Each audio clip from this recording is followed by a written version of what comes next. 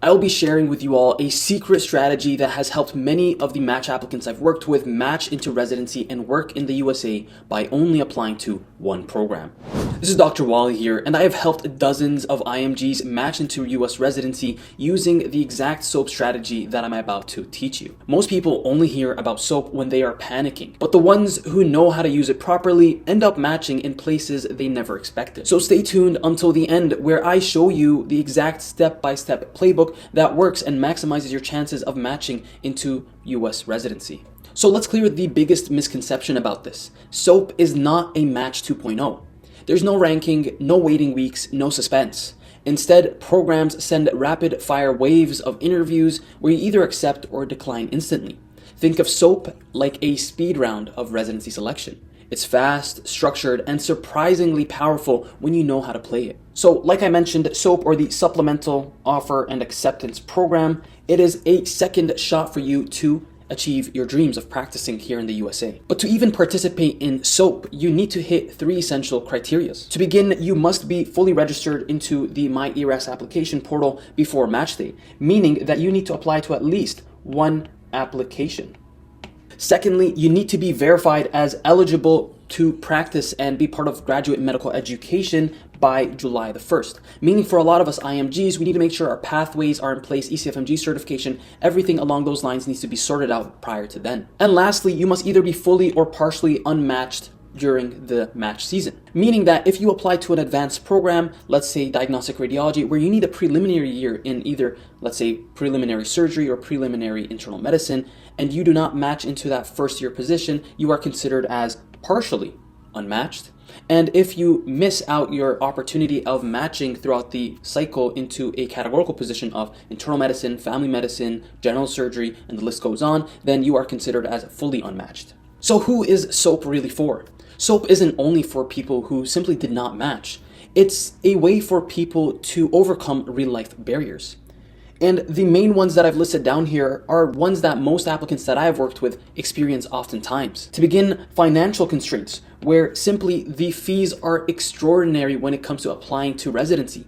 Not everyone can afford to apply to 120, 150 programs, and I'll admit I was in this bucket at one point where it's super expensive. But when you apply to one program simply to be eligible for SOAP, you are saving a lot, and ultimately you will be able to bypass to a stage where you can probably maximize your chances if you use the strategy correctly. Secondly, those with major timeline issues, right? People have exam delays, people have late letters of recommendation. It happens. And oftentimes people apply late and ultimately don't have their application have a chance of being reviewed. So this serves as an opportunity for program directors and leadership to take a look at your application at a more detailed view. And most of all, this is for the people, those willing to obtain residency and are flexible and are motivated enough to take opportunities wherever the door opens. And SOAP is really built for real applicants with real constraints, but a real drive. And the best part about SOAP, the biggest advantage, is that you get 45 applications and the price tag, $0. No additional or extra fees whatsoever, as long as you are eligible for the SOAP process. So this takes your chances to maximize exposure without really draining your wallet, but that doesn't really mean you apply blindly and you spam apply. SOAP is all about precision and not panicking. So here's what you can expect and what the process looks like. During match day on that Monday of that week, you will receive news whether you matched or not. If you had unfortunately not matched or you were going through and intentionally going through the strategy, then you will begin to receive a list of programs that NRP will send out. So as an example, they'll first send you a list of 1, 2, 3, let's say 3 specialties, and let's say IM, FM, and surgery, right? And they will tell you internal medicine has 200 programs, and those 200 programs have 4,000 spots that need to be filled in, for example. And the same with family medicine. They'll say, for example, 300, and they have, let's say, 2,500 spots, right? And lastly, of course, surgery, they'll tell you, for example, 150 programs are still needing to fill in their spots, and they have 1,500 spots, for example, that they need to fill in. So they'll give you a detailed basis in terms of the specialty breakdown first. Then they'll send you a document or the list of programs that you can access that need to be filled in within each specialty. So they'll tell you, for example, under internal medicine, they'll give you 1, 2, 3 programs, and program number 1, for example, has 3 spots that they need to fill. Program number 2 has 2 spots, for example, and program number 3 has 7 spots, for example, that they need to fill.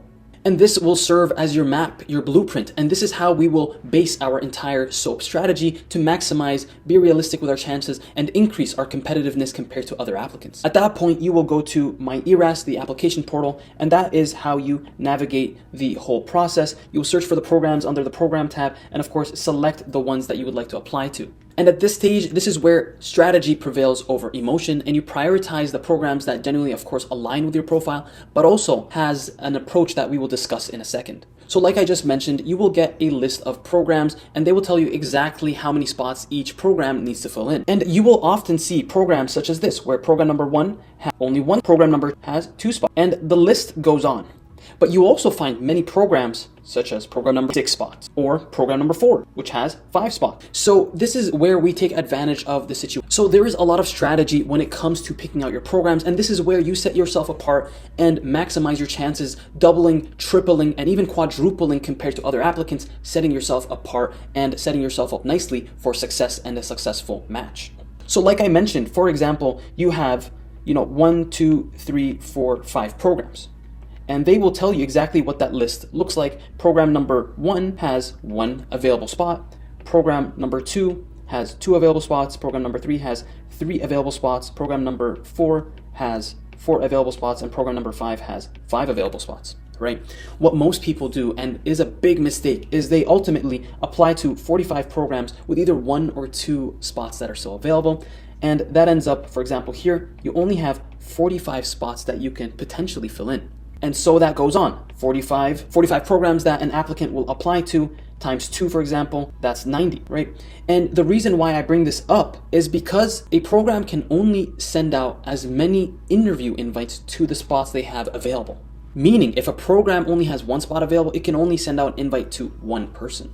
And by that logic, and a strategy that has worked with a lot of the applicants that I've worked with and ultimately matched through SOAP, is to pick the programs that of course align with your profile, but also has the highest number of spots available. So if we go back to this example here, where for example, an applicant picks 45 programs and they all have 3 spots available, that is 135 application pools or application slots that you can potentially fill in, and then the list goes on, right?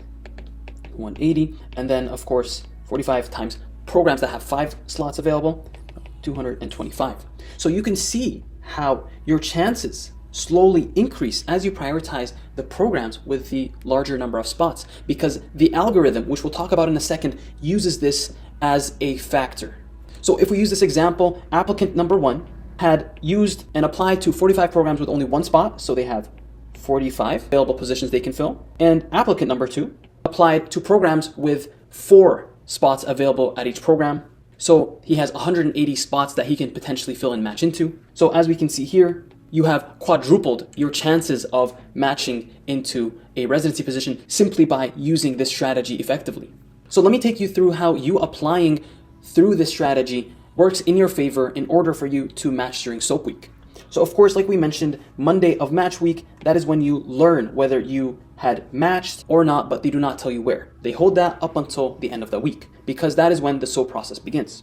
Tuesday is when a lot of the process starts to happen and programs start to review your applications and send out interviews, usually through phone, or some can send you Zoom invites, for example. They will communicate through email, or they will communicate to you, generally speaking. But Tuesday is when everything gets moving. So it's really important that by Monday, the day before that you are prepared and ready for the SOAP season. And leading up to that point, up until Thursday of that week, you will be experiencing or going through that interview stage where a lot of these program leadership and program directors will ultimately get in touch with you, and they will create their own preference lists based on who they prefer. And Thursday of that match week hits, and that is where you will ultimately go through 4 total rounds where these application and match offers from the programs will be sent out round by round. And when you receive an offer during these rounds, it is your choice to either accept or wait for the next round by rejecting or letting it expire and hoping that you will be ranked higher or will gain your other program that you prefer during the next round. But do keep in mind that this does not guarantee that you will get an offer the next round. So if you do get an offer during the first or second round, I think it's more ideal that you pick that out and take that offer before you lose out on their opportunity. And I will now explain why this is really, really important, why our strategy works, and why it's helped so many people match through the SOAP season. A program, let's say, has 2 unfilled positions, and they ultimately send offers to an interview to applicants. And what happens is you go down the path, either one of the algorithms, right? Are the offers accepted? If yes, then that person matched with the program and ultimately it's a binding contract. If it's rejected, then that unfilled position goes back into the pool to the next round, right? So if it goes back into the next round, you might have a chance of matching at that program the following rounds. So to go deeper into this explanation, let's say you apply to a program that has 10 empty positions, and that is one that you selected. So they send 10 invites, right? And round 1, they send 10 or rank their 10 preferred applicants. And by the end of round 1, of course, an applicant will be interviewing at different programs, and different programs will have different rankings. But let's say 6 of those applicants are taken. So program number 1 still has to fill these spots, but nonetheless, they only send to 10 people. So the next round, 4 are available to match at that program. And of course, the ranking is assorted by the program, and those 4 still have a chance of matching into that. Let's say during the second round that the program had ranked during, 2 of those applicants had been taken by a different program. So there was 2 left to go to the next round, right? And of course, the program ranks who they want. And of course, moving on to round 4, let's say 1 was taken by a different program during round 3, and then 1 would move on to round 4. So the more spots that a program has to fill in, the higher chances you have of gaining an interview offer, or the higher chance that you have of a match offer during the subsequent rounds. So compared to applicant number 1, for example, that we discussed with, he had only 1 spot he can match to into the program, and the program had already filled it in during that first round. Ultimately, he could not move on to the other rounds where that program could also recruit him. So the more you maximize in terms of open spots in a program, the more likely you will have to match at that program during other rounds. So imagine if you compound that effect and ultimately apply to 45 programs with a similar situation. That is all for me, folks. I hope this benefited you all and helped give you insight into the secret strategy that has helped many applicants match through the SOAP process and save tons of money. If you have any questions or concerns, make sure you drop it down in the comments below and I'll be happy to address them. And I wish you all the best of luck.